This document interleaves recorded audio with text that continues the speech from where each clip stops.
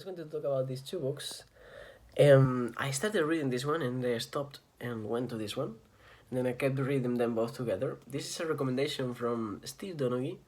He was doing a read along, and I went. I started read along with when he started the videos in his channel, and then I finished in the first week, and went directly to this. That is a recommendation I had been waiting to read from Michael K. Vaughan.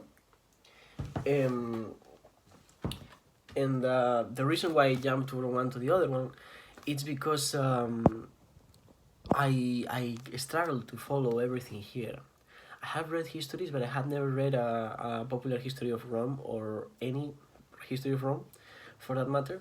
So I didn't know much about it. And Mary Beard seems to not be following like what would be a chronological orthodox approach. Yet it's an incredibly enjoyable book. It's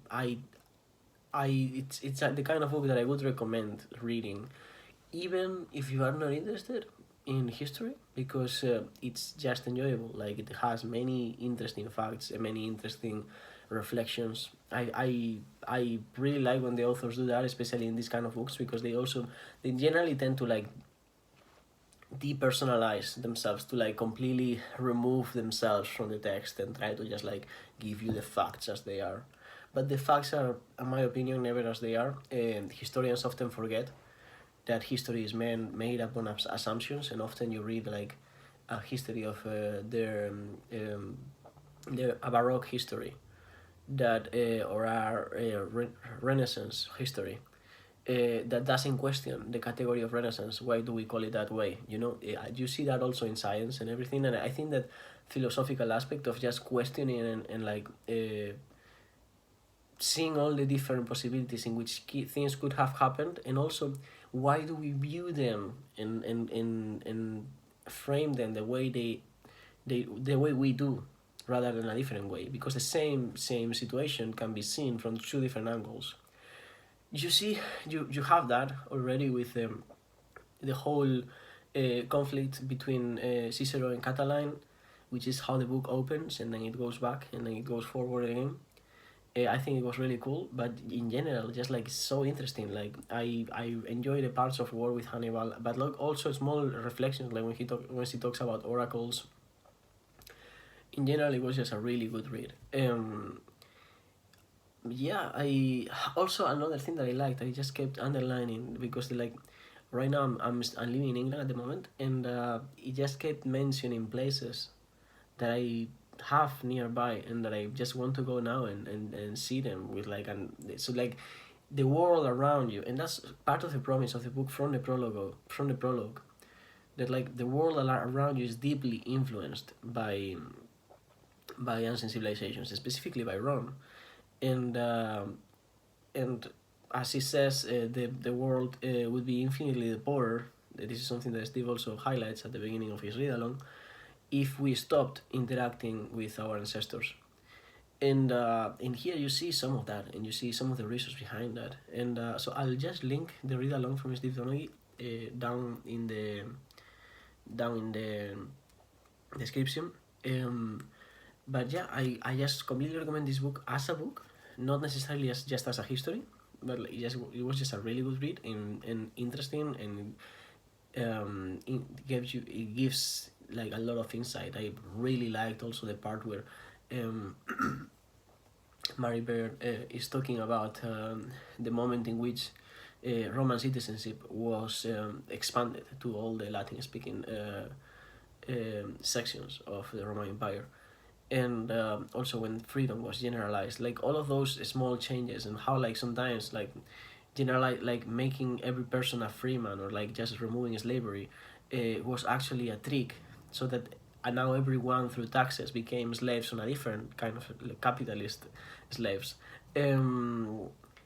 It's just very interesting. It's very interesting to see the precedents of many of the things that we see and have here.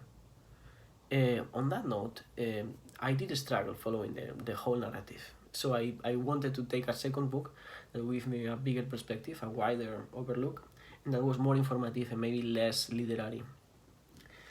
And that's when I remembered a video that I had watched a while ago from Michael K. Vaughan, and I had written down this book to read at some point. And Egypt, Greece, and Rome is it's basically that. It's a short history for the three of these civilizations. What is very interesting about this book is the approach that it takes of like focusing on how those civilizations are interlinked.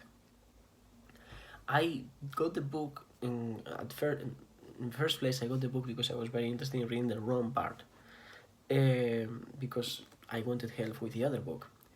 But as a kid, I was extremely interested in like Egyptian culture, history, mythology, everything. I wanted to be an Egyptologist when I was a kid, and like it was a whole thing. I have like still piles of books about Egypt, mainly children's books, but just like books in general about Egypt that I read when I was under the age of 10. So I decided, because of that nostalgia of like remembering that, to read the Egypt part, and then I was like, okay, maybe I should skip the Greece part because I am already familiar with Greek history, because Greece is sort of like the, because of philosophy, I've been reading a lot more about Greece in general, since I studied philosophy at university. But at the end of the day, like once I finished Egypt and I started seeing by the end of Egypt how it's sort of already linking, like all, not only with the, it's not just talking about these three civilizations, you get like many other empires in between, like the Assyrian Empire, etc.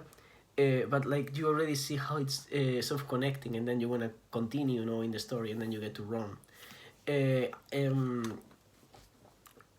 So in that sense, if you are interested on these civilizations, this is a really good read.